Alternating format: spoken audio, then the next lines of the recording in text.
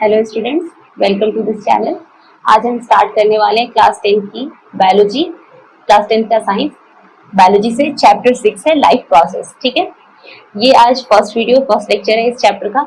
तो यहाँ जो हम पढ़ने वाले हैं चैप्टर का नाम लाइफ प्रोसेस है। लाइफ प्रोसेस चैप्टर का नाम सुनने से ही हमारे माइंड में कुछ चीजें क्लिक होंगी। लाइफ लाइफ किसके पास होती है? जो लिविंग बींग्स हैं।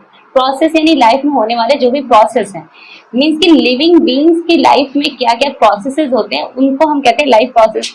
अब वो देखना है कि वो कैसे हम डिफाइन करते हैं, किन कैटेगरीज में उनको डिवाइड किया है।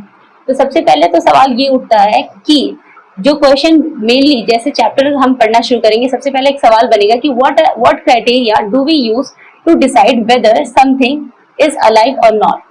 मीन्स क्या, इसका क्या मतलब हुआ कि क्या क्राइटेरिया हम यूज करेंगे जो कि जिससे हम डिसाइड कर सकें कि कोई भी चीज समथिंग इज अलाइव और नॉट, कि जो भी चीज है वो जिंदा है या नहीं जिंदा है। या फिर इस सवाल को दूसरी तरह से पूछ सकते हैं कि how can we differentiate between alive और नॉट अलाइव। हम कैसे डिफरेंस कर सकते हैं, कैसे फर्क कर सकते हैं कि कोई भी दो चीज के बीच में कि वो अलाइव है या नहीं अलाइव है। सबसे पहला सवाल तो ये बनता है। तो आप खुद सोचें कि हम जो भी हमारे चारों तरफ हमारे सराउंडिंग्स में, इन्वायरमेंट में जो भी लिविंग बींग्स जिनको हम मानते हैं, जिनको हम देख के हम कह रहे हैं कि हाँ ये लिविंग है, ठीक है, खुद को देख रहे हैं, फिर हम सोच रहे हैं हम लिविंग है। तो कैसे डिसाइड किया कि आपने कि हम लिविंग है? हमारे अराउंड जो भी ऐसा कोई भी चीज है या कोई एनिमल है, कोई बर्ड है या कोई ऑब्जेक्ट है, वो अलाइव है या नहीं है, वो लिविंग है या नहीं है, कैसे डिसाइड करते हैं? तो पहले आप सोच लीजिए, सोचिए कुछ पॉइंट्स, क्या आपको लगता है। तो जनरली हम देखते हैं कि हमारे अराउंड कुछ चीजें ऐसी हैं जो मूव कर रही हैं, मतलब हम मूव कर सकते हैं, हम अपनी पोजीशन को एक जगह से दूसरी जगह चेंज कर सकते हैं। फिर अगर सोचे तो एक ऐसा प्रोसेस हमें याद आता है कि हाँ हम ब्रीदिंग करते हैं, तो हम कंटिन्यूअस ब्रीदिंग करते हैं, स्लीपिंग मोड में भी और वर्किंग मोड में भी हमेशा हम ब्रीदिंग कर रहे होते हैं। और भी कोई चीजें, खाना खाते हैं, फूड करते हैं, फूड लेते हैं, या फिर एक्सक्रीशन भी आता है, वेस्ट मटेरियल का बॉडी से रिमूवल। और कोई चीज है जो याद आ रही हो हमें? और ये हो सकता है कि ग्रोथ, बॉडी में ग्रोथ, मीन्स हमने एक चाइल्ड को देखा या छोटा बेबी देखा किसी भी एनिमल का, फिर उसका ग्रोथ देखा और उसको अडल्ट पे कन्वर्ट होते हुए देखा है। इन सारी चीजों को हम अपने अराउंड देखते हैं। कभी कभी कंफ्यूजन हो सकता है कुछ फिनोमिना में, कुछ प्रोसेसेस में, जिनको देख, क्योंकि कुछ ऐसे प्रोसेसेस हैं, जैसे ग्रोथ की बात की जाए तो कभी कभी लगता है ग्रोथ अगर देखा जाए तो ग्रोथ लिविंग और नॉन लिविंग दोनों में देखा जा सकता है। कुछ ऐसे प्रोसेस हैं जिसके मतलब पर्टिकुलरली हम सिर्फ उन प्रोसेस के बेसिस पे ये नहीं कह सकते हैं कि समथिंग इज अलाइव। हमें सारे जो भी क्राइटेरिया है, जो भी जितने प्रोसेस हमारे सामने हैं, उन सबको हमें जस्टिफाई करना होगा, फिर हम कह सकते हैं कि हाँ समथिंग इज अलाइव और नॉट अलाइव। तो सबसे पहले देखिए, अगर हम बात कर ले ब्रीदिंग की, सबसे पहले बात कर ले ब्रीदिंग की, तो हम ये सोचे ब्रीदिंग यानी सांस का लेना और सांस का छोड़ना, इनहेलेशन और एक्सहेलेशन। तो ब्रीदिंग जब हम करते हैं, हमने फील किया, हमने सांस लिया, हमने सांस छोड़ा, तो यानी ब्रीदिंग हो रही है, यानी हम ब्रीदिंग कर पा रहे हैं। और हमने पढ़ रखा है या सुन रखा है प्लांट्स, क्योंकि उनकी ब्रीदिंग हमें फील नहीं होती, हम उन्हें देख नहीं सकते ब्रीदिंग करते हुए, लेकिन प्लांट्स में भी ब्रीदिंग होती है। हमने पढ़ रखा है, नहीं पढ़ा होगा तो सुन रखा होगा कि जो ऑक्सीजन हम लेते हैं वो कहाँ से आते हैं? प्लांट से आते हैं। और जो हम कार्बन डाइऑक्साइड रिलीज करते हैं उनको कौन यूटिलाइज करता है, कौन यूज करता है? प्लांट्स यूज करते हैं। फिर अपने अराउंड बर्ड्स को देख लें, एनिमल्स को देख लें, इंसेक्ट्स को देख लें, सब में ब्रीदिंग हो रही है। फिश हो गई, हर जो भी ऑर्गेनिजम्स हैं इन सब में ब्रीदिंग हो रही है। यानी ब्रीदिंग एक ऐसा प्रोसेस है जो सिर्फ और सिर्फ लिविंग में ही हम ऑब्जर्व कर सकते हैं। अगर हम मान लीजिए रूम में, हम आप अपने चारों तरफ जहां भी बैठे होंगे, अगर आप रूम में बैठ के इस लेक्चर को देख रहे हैं तो आप इमेज देखिए अपने अराउंड कि कौन कौन से ऑब्जेक्ट आपके चारों तरफ रखे हुए हैं। हो सकता है फैन होगा, हो सकता है टेबल हो, चेयर हो, बुक हो, लेकिन आप ये देखिए कि क्या इनमें ब्रीदिंग का प्रोसेस हो रहा है? तो नहीं, इनमें ब्रीदिंग का प्रोसेस नहीं हो रहा है। मीन्स ब्रीदिंग एक ऐसा प्रोसेस हो गया जो सिर्फ किसमें है? लिविंग में, ओनली लिविंग में है। ठीक है, नेक्स्ट बात करती हूँ मैं ग्रोथ की। अगर ग्रोथ की बात हम कर लें, ठीक है, ग्रोथ क्या होता है? ग्रोथ क्या होता है? ग्रोथ किसी भी चीज का बढ़ना किसमें? साइज में, हो सकता है हाइट में बढ़ना हो, या फिर लेंथ में बढ़ना हो, या फिर चौड़ाई में बढ़ना हो। ये सारी चीजें क्या ग्रोथ में काउंट होती है। तो ग्रोथ कैसा हो सकता है? हमने देखा एक, अगर ह्यूमन बेबी की बात करते हैं, ह्यूमन बेबी पहले एक बेबी है, फिर उसका वो ग्रो कर रहा है, जुवेनाइल फेज में गया, फिर वो अडल्ट हो गया, फिर वो बूढ़ा हो गया, फिर उसकी डेथ हो गई। तो ये हम एक ऐसा ग्रोथ देखते हैं। प्लांट का ग्रोथ देखते हैं, छोटा सा प्लांट होता है, फिर वो एक टाइम के बाद ट्री बनता है, फिर उसमें फ्लावरिंग होती है, उसमें फ्रूट आते हैं, तो वो ग्रोथ हो रहा है। लेकिन क्या कभी ऐसा भी देखा होगा, शायद देखा हो कि कहीं पे कोई एक लैंड था, प्लेन लैंड था, वहां पे क्या हुआ कि कुछ टाइम के बाद हमने देखा कि कुछ मिट्टी या कोई गार्बेज इकट्ठा हुआ पड़ा है, ठीक है। और फिर हमने फिर उसको फिर से दोबारा देखने गए कुछ मंथ के बाद, फिर हमने देखा कि उसका हाइट और बड़ा हुआ था, उसमें और ग्रोथ विजिबल है। फिर हमने देखा कुछ साल बाद गए तो हमने देखा कि तो बहुत ज्यादा इसकी हाइट हो गई है। क्या ये कोई ग्रोथ नहीं है? अगर मैं कहूँ ये ग्रोथ नहीं है, इसकी भी तो हाइट बढ़ रही है, इसकी भी तो हाइट बढ़ रही है। तो इसलिए हम ये, क्योंकि सैंड या मिट्टी या सॉइल या कोई गार्बेज, ये सारी चीजें क्या नॉन लिविंग, उनमें ब्रीदिंग नहीं होती है। तो ग्रोथ के बेसिस पे हम किसी चीज को डिफाइन नहीं कर सकते हैं कि 100% दिस इज अलाइव और नॉट अलाइव, क्योंकि ग्रोथ हमें कुछ ऐसी चीजें नॉन लिविंग में भी देखने को मिलती है। फॉर एग्जाम्पल एक एग्जाम्पल ले लेते हैं। एक वुडन पीस है हमारे पास, एक वुडन ब्लॉक है, ठीक है। हमने क्या किया, पहले तो ये ड्राई था तो इसका ये साइज था। फिर क्या हुआ कि इसको हमने क्या किया, एक बीकर लिया, उसमें हमने पानी भर दिया और इस ब्लॉक को उसके अंदर डाल दिया।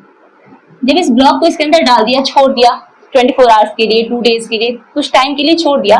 फिर जब बाहर निकाला तो देखा कि जो इसका एक्चुअल साइज था,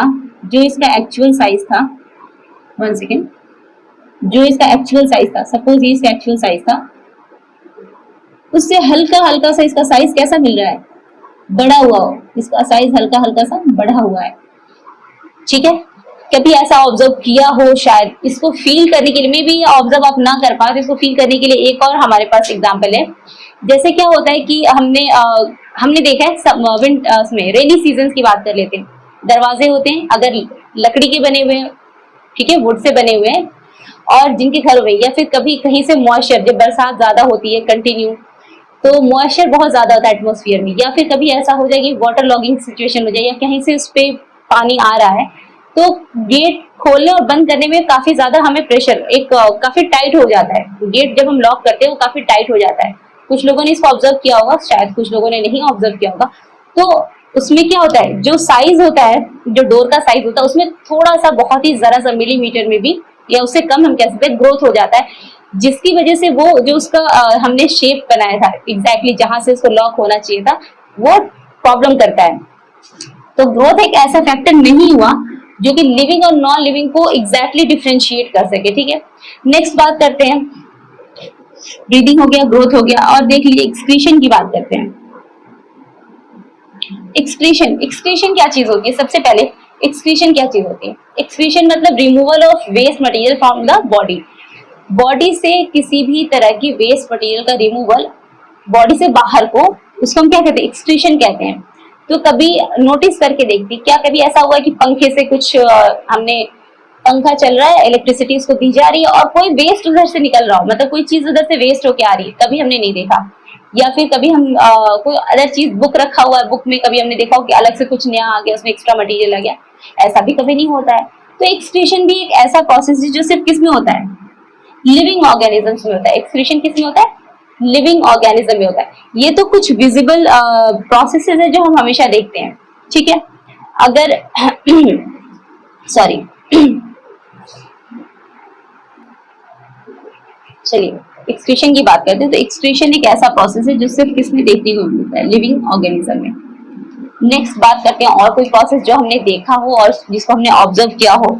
न्यूट्रिशन का लेना, मतलब फूड इंटेक जो हम करते हैं, फूड इन द सेंस सिर्फ मैं दाल चावल रोटी की बात नहीं करते हैं, कोई भी चीज जो हम खाते हैं, ठीक है, न्यूट्रिशन लेने के लिए। तो न्यूट्रिशन का लेना मतलब फूड का लेना, न्यूट्रिशन, सॉरी स्पेलिंग मिस्टेक हो गई है,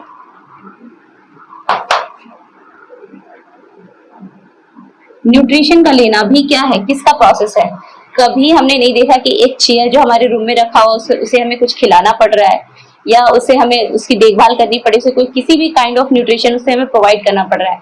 लेकिन अगर हम छोटा सा पेट अपने घर में रखते हैं, कैट, डॉग, एनीथिंग, तो हमें उसका भी टेक केयर करना पड़ता है, उसको टाइम से खाना देना पड़ता है, उसके न्यूट्रिशन का ख्याल रखना पड़ता है। तो यानी लिविंग ऑर्गेनिज्म में एक प्रोसेस और है न्यूट्रिशन, जो कि सिर्फ और सिर्फ किसमें मिलता है, लिविंग ऑर्गेनिज्म में देखने को मिलता है। और किसी प्रोसेस की बात कर लें, एक हमने मूवमेंट की बात करते हैं, किसकी बात करते हैं? मूवमेंट। मूवमेंट से क्या समझ आ रहा है? मूवमेंट कैसा हो सकता है? मूवमेंट एक जगह से दूसरी जगह को जाना, मूवमेंट अगर हम कह रहे हैं तो आप देखते हैं, अगर हम बात करें लिविंग ऑर्गेनिज्म की तो हम देखते हैं, अगर ह्यूमन की बात करते हैं, मैं यहाँ से चल के दूसरी तरफ जा सकती हूँ, ठीक है, मैं यहाँ से चल के यहाँ आ गई। कोई एनिमल है या कोई बर्ड है वो अपना प्लेस चेंज कर सकता है, वो एक जगह से दूसरी जगह जा सकता है मूव करके। लेकिन अगर बात की जाए नॉन लिविंग थिंग्स में तो आजकल तो बहुत सारी गाड़ियां बनी हुई है, मोटर बाइक्स हैं, वो सारे के सारे मूव करते हैं। लेकिन और प्लांट्स की बात करते हैं, अगर हम प्लांट्स को कंसिडर कर रहे हैं लिविंग में, तो प्लांट्स के अंदर मूवमेंट हमें देखने को नहीं मिलता है और उसका ग्रोथ भी इतना स्लो होता है कि हम कंसिडर नहीं कर पाते अगर छोटे टाइम पीरियड के लिए हम उसे ऑब्जर्व करें, और मूवमेंट भी हमें ऑब्जर्व नहीं होता है। तो मूवमेंट इज ऑल्सो फैक्टर जो कि बताता है कि कोई चीज लिविंग है या नहीं है। लेकिन 100% हम सिर्फ इस प्रोसेस को यूज नहीं करेंगे। मतलब हमारे पास क्या क्या हो गया? ब्रीदिंग हो गई, एक्सक्रीशन हो गया, न्यूट्रिशन हो गया। अब एक और प्रोसेस बच रहा है, शायद आपने सोचा हो अब तक, या हो सकता है किसी ने नहीं सोचा हो, रिप्रोडक्शन। हमने रिप्रोडक्शन का नाम सुना है, क्या लगता है रिप्रोडक्शन लिविंग ऑर्गेनिज्म ही करते हैं या नॉन लिविंग ऑर्गेनिज्म में भी रिप्रोडक्शन होता है? रिप्रोडक्शन क्या चीज है? सबसे पहले तो ये सवाल है, रिप्रोडक्शन क्या चीज है? अगर मैं बात करूं एक प्रोसेस की, मैं यहाँ पर रिप्रोडक्शन मीन्स क्या है? किसी भी पेरेंट बॉडी से, किसी भी एक बॉडी से नए ऑफस्प्रिंग का बनना, नए जो भी चाइल्ड्स हैं, नए बेबीज हैं, उनका बनना, नए, अगर प्लांट की बात करें तो एक प्लांट से दूसरे प्लांट का बनना, वो क्या रिप्रोडक्शन है। या फिर एक ऑर्गेनिज्म से नए ऑर्गेनिज्म का बर्थ होना, उससे उनको बनना, उनका वो क्या कहलाता है? रिप्रोडक्शन कहलाता है। तो रिप्रोडक्शन भी एक ऐसा प्रोसेस जो सिर्फ और सिर्फ किसमें ऑब्जर्व होता है? लिविंग ऑर्गेनिज्म में ऑब्जर्व किया जाता है। तो हमारे सामने कुछ ऐसे ऐसे प्रोसेस आ गए कि what criteria do we use to decide whether something is alive और नॉट। तो हम कह सकते हैं कि इफ समथिंग मीन्स अगर जिस चीज की हम बात कर रहे हैं वो रिप्रोडक्शन के प्रोसेस को फॉलो कर रहा है, देन इट इज अलाइव। अगर उसमें ब्रीदिंग हो रही है, then it is alive. Growth भी फैक्टर है बट 100% नहीं है, क्योंकि नॉन लिविंग थिंग में भी देखा गया है। एक्सक्रीशन, अगर किसी भी ऑर्गेनिज्म में या किसी भी ऑब्जेक्ट में एक्सक्रीशन हो रहा है, उस ऑब्जेक्ट को हम क्या क्या मानेंगे? लिविंग मानेंगे, ठीक है। एक्सक्रीशन। न्यूट्रिशन यानी फूड का इंटेक करना, that is also part of living process, ठीक है। मूवमेंट भी दोनों में, लिविंग और नॉन लिविंग दोनों में ऑब्जर्व होता है, तो इसलिए कि हम इसको भी बहुत ज्यादा स्ट्रिक्टली वो नहीं करते हैं डिफाइन करने के लिए। तो ये वो प्रोसेस है जो हम जिससे डिफरेंशिएट कर सकते हैं बिटवीन लिविंग, अलाइव और नॉट अलाइव। अलाइव मतलब जो लिविंग होते हैं उनको अलाइव कहते हैं, जो जिंदा है। नॉट अलाइव जो जिंदा नहीं है, ठीक है। चलिए आगे बात करेंगे। इसके बाद जो भी टॉपिक्स हमें पढ़ना है, ये हमारा जी जो क्वेश्चन है ये हमारे इंटेक्स एनसीईआरटी इंटेक्स में दिया गया है, ये पहला सवाल, और उस पे बेस ही ये सवाल है। जब हम उसको रीड करेंगे बुक को, तो हम देखेंगे बुक में भी सबसे पहले ये क्वेश्चन आपसे किया गया है, ताकि हम उस पर थिंक करें और हम सोचें। चलिए आगे बढ़ते हैं।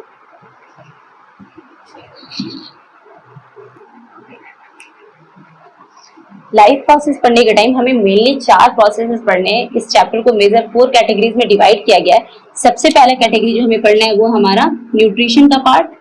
Nutrition in plant and animal, मतलब दोनों तरह के लिविंग ऑर्गेनिज्म की बात की जा रही है, न्यूट्रिशन हमें पढ़ना है। सेकंड हमें पढ़ना है रेस्पिरेशन, प्लांट्स में भी और एनिमल्स में भी पढ़ना है। थर्ड हमारा है ट्रांसपोर्ट। ट्रांसपोर्ट किस चीज का, हम जब पढ़ेंगे हमें समझ आएगा क्यों ट्रांसपोर्टेशन की अगर बात की जाए, एक प्रोसेस है, ये लिविंग ऑर्गेनिज्म हम क्यों पढ़ते हैं, समझ आएगा हमें।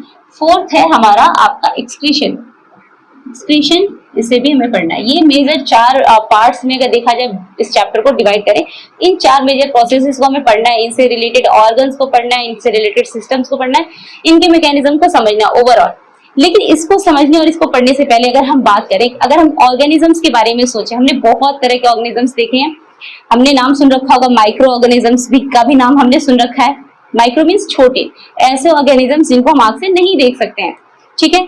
और चूंकि आप प्रीवियस क्लासेस में शायद आपने किंगडम वगैरह भी पढ़ रखा हो, आपको पता हो कि लोअर किंगडम्स, लोअर फाइलम्स भी थे, क्या था, उनके ऑर्गेनिजम्स कैसे होते थे, उनकी बॉडी कैसे होती थी। लेकिन अगर बेसिकली मैं डिफरेंशिएट करूं तो मैं ये कह सकती हूँ कि हमारे सामने यूनिसेल्युलर और मल्टी सेल्युलर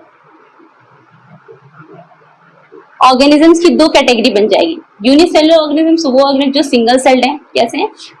यूनि मतलब होता है सिंगल, सिंगल सेल ऑर्गेनिज्म और मल्टी सेलुलर मतलब जो एक से ज्यादा, मोर देन वन, बहुत सारे, many, multi means many cell से जो बने ऑर्गेनिज्म, उन्हें हम कह सकते हैं मल्टी सेलुलर ऑर्गेनिजम्स।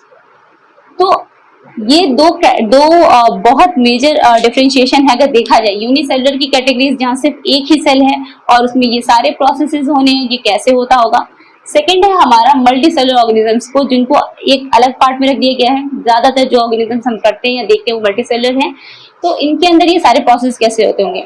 तो सबसे पहले अगर हम बात करें यूनिसेलुलर ऑर्गेनिज्म की, तो यूनिसेलुलर ऑर्गेनिज्म में होता क्या है, एक सिंगल सेल, उनकी बॉडी ही बनी होती है सिंगल सेल से। यूनिसेलुलर ऑर्गेनिज्म की बॉडी किससे बनी होती है, एक सिंगल सेल से बनी होती है। अमीबा का नाम सुन रखा है, पैरामीशियम का नाम सुन रखा है, ऐसे बहुत सारे छोटे छोटे यूनिसेलुलर ऑर्गेनिज्म के नाम हमने पढ़ रखे हैं, छोटे क्लासेस में पढ़ रखे हैं। तो चूंकि इनकी कंप्लीट बॉडी ये है, अब हमारे पास एक बहुत ही एक अच्छा एग्जांपल है मल्टी सेलुलर का। अगर हम अपने आप को देखें तो क्या हमारी बॉडी एक सिंगल सेल से बनी हुई है? नहीं, हमारी बॉडी एक सिंगल सेल से तो बनी नहीं है, बहुत सारे सेल्स हैं हमारी बॉडी में, अलग अलग टाइप्स के सेल्स हैं हमारी बॉडी में, बहुत सारे टिश्यूज हैं। तो जब यूनिसेलुलर ऑर्गेनिज्म की बात आती है कि इसके पास एक ही सेल है, तो क्या लगता है ये सारे प्रोसेसेस कहाँ होते होंगे, इसके अंदर ही होंगे, ऑब्वियस है। न्यूट्रिशन ये इसी सेल में लेगा, रेस्पिरेशन इसी सेल के थ्रू करेगा, ट्रांसपोर्टेशन यही होना है, एक्सक्रीशन भी इसी सेल के थ्रू ही होना है। जो भी प्रोसेस है वो सब अकेले ये परफॉर्म करेगा यूनिसेलुलर ऑर्गेनिज्म। लेकिन जब बात आती है मल्टी सेलुलर ऑर्गेनिज्म की, यहाँ पे हमको पता है स्पेशलाइज्ड सेल होते हैं, वो सेल टिश्यू बनाते हैं, स्पेशल टिश्यू, और वो टिश्यू स्पेशल ऑर्गन्स बनाते हैं, फिर ऑर्गन सिस्टम। तो देखिए अगर मैं यहाँ पर लिखूं तो सबसे पहले बात आती है सेल, ठीक है। स्पेशल सेल्स होते हैं, अलग अलग फंक्शन को परफॉर्म करने के लिए बॉडी में अलग अलग टाइप के सेल्स पाए जाते हैं, ठीक है। तो सेल्स हो गए, सेल से बनता है टिश्यू, यानी जो स्पेशल सेल से बनने वाला टिश्यू वो भी स्पेशल टिश्यू होगा, यानी अलग अलग टाइप के टिश्यू होंगे। और टिश्यू से बनता है ऑर्गन, हमारा ऑर्गन क्या हो सकता है, जैसे हमने नाम सुन रखा है लिवर, किडनी, ये सारे क्या है, ये ऑर्गन है। और ऑर्गन से बनता है ऑर्गन सिस्टम, और ये पूरा ऑर्गन सिस्टम ये क्या है, पूरी बॉडी है। इसके बाद ये कहाँ होता है, बॉडी में होता है, ठीक है।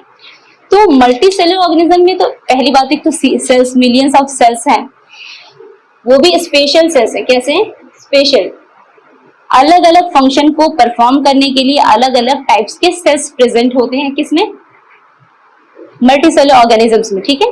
तो अब यहाँ पर सोचने की बात है कि जो प्रोसेस तो सेम है, लेकिन क्या मैकेनिज्म सेम होगा, क्या जिस तरह से मेथड ऑफ या मोड ऑफ न्यूट्रिशन की बात करें क्या वो सेम होगा।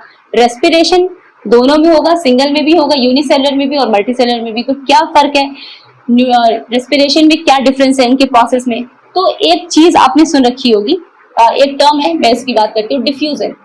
क्या है, डिफ्यूजन। डिफ्यूजन पता है किसी को, डिफ्यूजन का डेफिनेशन क्या है, डिफ्यूजन कभी देखा हो, ऑब्जर्व किया हो, या डिफ्यूजन को कभी समझा हो।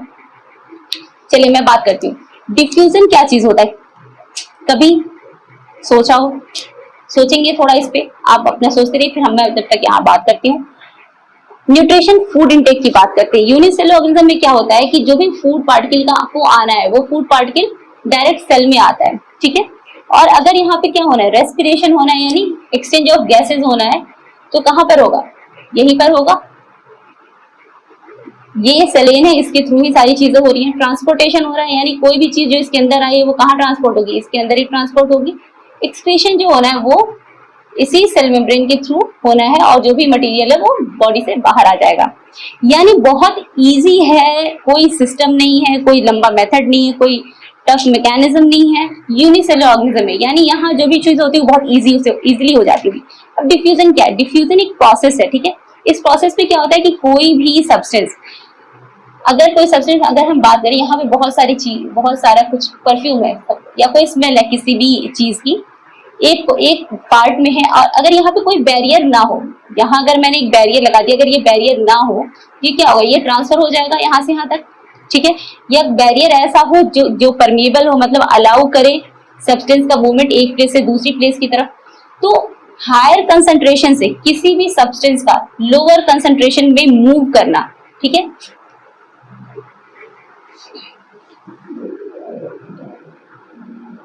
हायर कंसंट्रेशन का क्या मतलब होता है मैं भी बताऊंगी। कंसंट्रेशन, हायर कंसंट्रेशन से लोअर कंसंट्रेशन की तरफ मूव करना किसी भी सब्सटेंस का क्या कहलाता है, डिफ्यूजन कहलाता है। वो यहाँ से वहां जाकर डिफ्यूज हो गया, उनमें मिक्स हो गया। अगर बात कर लीजिए सबसे सिंपल बहुत इजी एग्जांपल है जो कि हम डेली देखते हैं, ऑब्जर्व करते हैं, परफ्यूम। हम रूम में एक कॉर्नर में कोई पर्सन खड़ा है, उसने क्या किया, परफ्यूम या स्प्रे का इस्तेमाल किया। रूम में अपोजिट कॉर्नर पे प्रेजेंट पर्सन के पास पहले कोई स्मेल नहीं थी, लेकिन कुछ सेकंड में उसको भी वो स्मेल फील होने लगती है। या घर में मम्मी किचन में खाना बना रही है, तो क्या होता है, वो किचन में कुकिंग हो रही है किचन में, लेकिन रूम तक स्मेल आ रहा है। मीन्स क्या है कि जो पार्टिकल्स हैं वो मूव करके कहाँ तक आ रहे हैं, रूम तक आ रहे हैं, यानी इजिली मूव कर रहे हैं, यानी कोई बैरियर नहीं है, कोई वॉल नहीं है जिससे वो उनको रोका जा सके पार्टिकल्स को, तो ये मूवमेंट हो रहा है। इसी तरह यूनिसेलुलर ऑर्गेनिज्म में क्या होता है, ये प्रोसेस जो डिफ्यूजन की हेल्प से, ये जो प्रोसेस है हमारा डिफ्यूजन, इसकी हेल्प से फूड मटेरियल, ये जो सेल मेम्ब्रेन है यूनिसेलुलर ऑर्गेनिज्म, उसके अंदर जाता है। फूड किसके थ्रू जाता है, डिफ्यूजन के हेल्प लेके। जो गैसेस एक्सचेंज होता है वो भी डिफ्यूजन की हेल्प से होता है। कैसे, क्योंकि पहली बात, अगर यहाँ से अगर मैं बात करूँ नॉर्मल O2 की, ऑक्सीजन का कंसंट्रेशन बाहर एटमॉस्फेयर में हाई है, सेल के अंदर कम होगा, ऑब्वियस है। तो इसलिए ऑक्सीजन इजिली कहाँ मूव कर जाएगा, सेल के अंदर, ठीक है। और इसका जो ये मेम्ब्रेन है, इसका मेम्ब्रेन कैसा है, परमिएबल है। किसके लिए, जो भी डिफ्यूजन के प्रोसेस से बॉडी के अंदर सब्सटेंस जा रहे हैं या बॉडी के बाहर आ रहे हैं, यानी उन चीजों को वो अलाउ कर रहा है, उनकी एंट्री को अलाउ करना ही परमिएबिलिटी कहलाती है। किसी भी चीज की एंट्री को अलाउ करना क्या है, परमिएबिलिटी है। ऑक्सीजन के इंटेक को ही अलाउ कर रहा है और CO2 के एग्जिट होने को भी ये अलाउ कर रहा है। तो डिफ्यूजन की हेल्प से सिंगल सेल ऑर्गेनिजम्स होते हैं उनमें डिफ्यूजन एक प्रोसेस की हेल्प से इजिली सारे काम हो जाते हैं, ठीक है, जो भी प्रोसेस होने लाइफ के। लेकिन प्रॉब्लम क्या है, मल्टी सेलुलर ऑर्गेनिज्म को समझना, क्योंकि यहाँ बहुत सारे सेल्स हैं और सारे सेल का, हर एक सेल का सारे सेल से कोई कॉन्टेक्ट नहीं है, ठीक है। तो चीजों को ट्रांसपोर्ट करना, एक जगह से दूसरी जगह पहुंचाना बहुत मुश्किल है। इसलिए डिफ्यूजन की हेल्प से मल्टी सेलुलर ऑर्गेनिज्म में सारे प्रोसेस नहीं हो सकते हैं। क्या बोला मैंने, डिफ्यूजन की हेल्प से मल्टी सेलुलर ऑर्गेनिज्म में सारे प्रोसेसेस नहीं हो सकते। क्यों, क्योंकि पहली बात तो ये मल्टी सेलुलर ऑर्गेनिज्म है। सिंगल सेल का जो कांटेक्ट है वो सिर्फ किसी पर्टिकुलर एक रेंज में कुछ सेल से है, सारे सेल से कांटेक्ट नहीं है। तो चीजों का डिफ्यूज होना, एक सेल से दूसरे सेल में पहुंचना, या तो बहुत ज्यादा टाइम टेकिंग हो जाएगा, दूसरा पॉसिबल भी नहीं है। इसलिए डिफ्यूजन के हेल्प से सारे प्रोसेस नहीं पॉसिबल है मल्टी सेलुलर ऑर्गेनिज्म में। तो यहाँ पे पूरा सिस्टम बना हुआ है, कैसे होता है कैसे नहीं होता है, अब हम यहाँ से पढ़ना शुरू करेंगे। तो सबसे पहला टॉपिक जो हमें पढ़ना हुआ हमारा न्यूट्रिशन। हम स्टार्ट करेंगे न्यूट्रिशन से, ठीक है।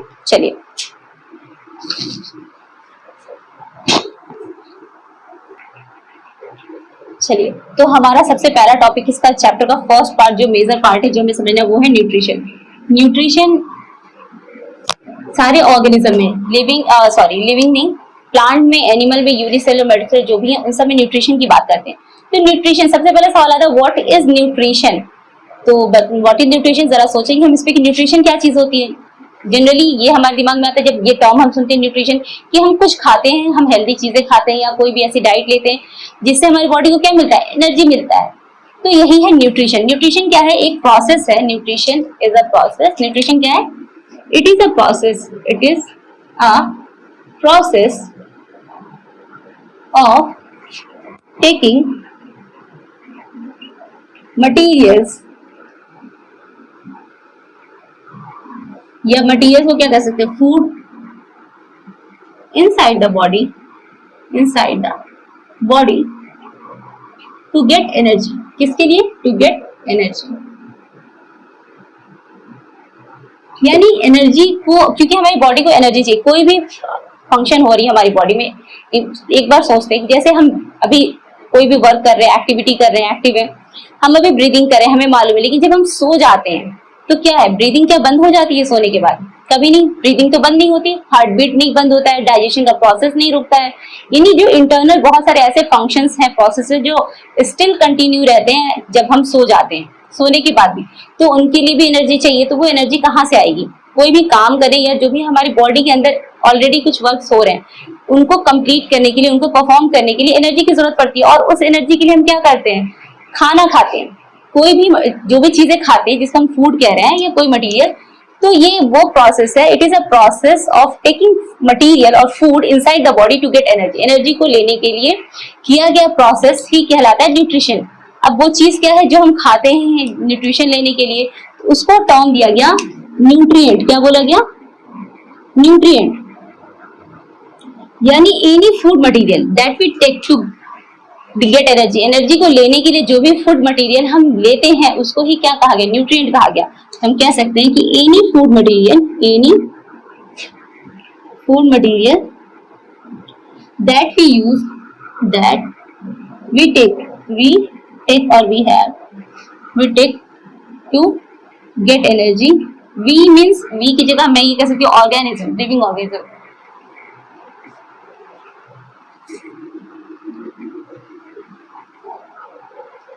या फिर हम कहते हैं any food material that provide energy to living organisms. किसी भी लिविंग ऑर्गेनिज्म में वो सारी चीजें जो न्यूट्रिशन प्रोवाइड करती हैं, एनर्जी प्रोवाइड करती हैं, उसी ही सब्सटेंस को न्यूट्रिएंट कहते हैं। तो न्यूट्रिएंट क्या क्या हो सकते हैं? स्पेशली जो सबसे ज्यादा जो भी चीजें हम खाते हैं उसमें क्या होता है? आपने 5 कंपोनेंट ऑफ फूड पढ़ रखा है, छोटे क्लासेस में 6-7 में भी होता है। सबसे पहला है कार्बोहाइड्रेट। सबसे पहला फूड कंपोनेंट क्या पढ़ते हैं? कार्बोहाइड्रेट पढ़ते हैं। कार्बोहाइड्रेट यूज करते हैं, कार्बोहाइड्रेट बस से बने हुए फूड्स हम खाते हैं एनर्जी के लिए। सेकेंड क्या खाते हैं? प्रोटीन खाते हैं। Then third is fat. अब बचे 2 अदर फूड कंपोनेंट्स। अगर बात की जाए तो ये तो वो मेजर कंपोनेंट्स है जिनसे हमको बहुत अच्छे अमाउंट में एनर्जी मिल जाती है, ठीक है। तो ये मैक्रो न्यूट्रिएंट्स है। क्या है? मैक्रो न्यूट्रिएंट्स है। मैक्रो मीन्स होता है लार्ज, मैक्रो न्यूट्रिएंट्स है जो कि हमें sufficient amount of energy provide करते हैं अगर हम इनसे बने हुए फूड मटेरियल खाते हैं। अगर बात करें हम 2 और न्यूट्रिएंट्स की जिनको हम पढ़ते हैं फूड कंपोनेंट में, एक तो हमारा मिनरल्स, दूसरा हमारा विटामिन्स। ये हमें बहुत ही स्मॉल क्वांटिटी में हमारी बॉडी को चाहिए होते हैं। इनको हम मेजर एनर्जी फूड में तो कंसिडर नहीं करते हैं, लेकिन इसीलिए इसे हम नाम देते हैं माइक्रो न्यूट्रिएंट्स के। इन दोनों को क्या बोलते हैं? 4th और 5th, इन्हें बोलते हैं माइक्रो न्यूट्रिएंट्स। क्या बोलते हैं?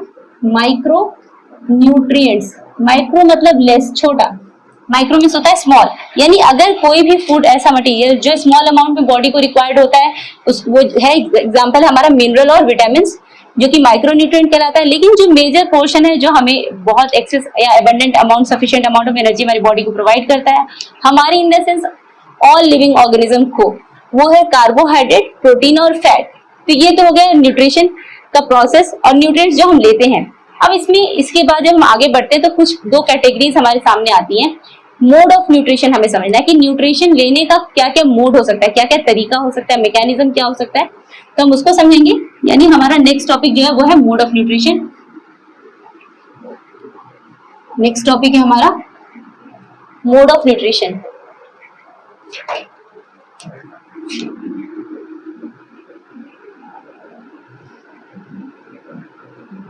मोड ऑफ न्यूट्रिशन की बात करते हैं, ठीक है। न्यूट्रिशन किस किस तरह से हो सकता है, तो कभी सुना है किस किस तरह के ऑर्गेनिजम्स के बारे में?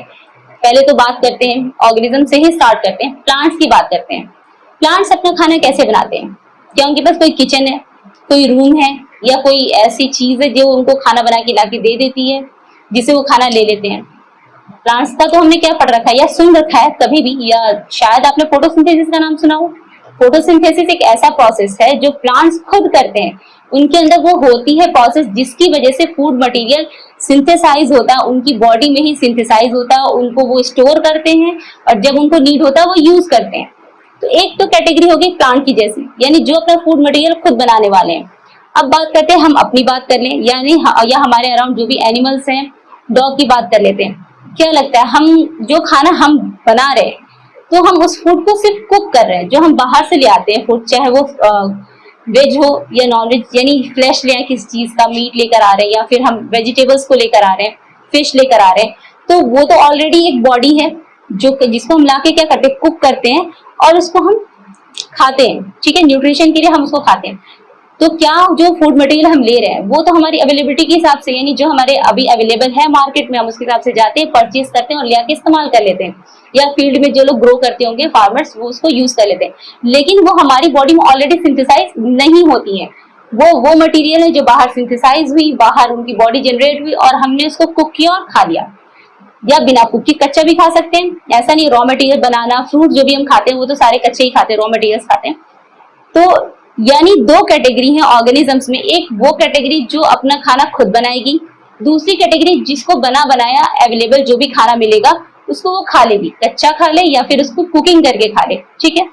तो इस बेसिस पे न्यूट्रिशन का दो मोड बना, एक तो बना ऑटोट्रॉफिक न्यूट्रिशन, और जो दूसरा बना वो बना हेटेरोट्रॉफिक न्यूट्रिशन, ठीक है। हेटेरोट्रॉफिक न्यूट्रिशन, दो टाइप का न्यूट्रिशन बना। तो ये मैंने पहले कुछ एग्जांपल ली थी जिसके बेसिस पे मैंने इसकी बात की है, और नेक्स्ट वीडियो में हम इसका एग्जैक्टली पढ़ेंगे कि इसका डेफिनेशन क्या है, जो ऐसे न्यूट्रिशन में को फॉलो करते हैं उनको हम क्या कहते हैं, और न्यूट्रिशन प्लांट्स में कैसा होता है, एनिमल्स में कैसा होता है, वो हम देखेंगे नेक्स्ट क्लास में, ठीक है। अगर आपको हमारी क्लास समझ आई हो, हमारा वीडियो समझ आया हो, तो प्लीज़ हमारे चैनल को लाइक करें, शेयर करें और अपने दोस्तों में शेयर करें और सब्सक्राइब करें, ताकि हम मोटिवेट होते रहें और आपके लिए जल्दी जल्दी और वीडियोस ले आते रहें।